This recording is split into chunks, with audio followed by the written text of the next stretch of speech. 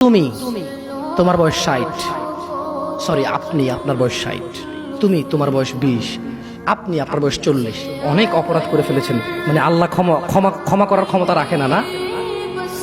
তো তাহলে আপনি ক্ষমা চান না কেন? কেন বলেন? শুনুন, আপনাকে বলি, আল্লাহ বলেছেন লা তাকনাতু মির রাহমাতিল্লাহ। মুহাম্মদ এদেরকে বলে দিন, এই উম্মত, তোমরা আল্লাহর দয়া থেকে নিরাশ হইও না। যেদিন তুমি মনে করবে আমার মতো কি অপরাধী আছে, আল্লাহ কি আমাকে ক্ষমা করবে, এটা তোমার ওই দিন সবচেয়ে, যত গুনাহ করেছো সবচেয়ে বড় গুনাহ ওইটা। যখন তুমি ধারণা করবে যে আল্লাহ কি ক্ষমা করবে আমাকে, এটা সবচেয়ে বড় গুনাহ। তাহলে তুমি কি এমন কোন অপরাধ করতে পারছো যেটা আল্লাহ ক্ষমা করার ক্ষমতা রাখে না, যদি তিনি চান ক্ষমা করতে? এরকম কি তুমি মানো? এটা তুমি এটা মানো?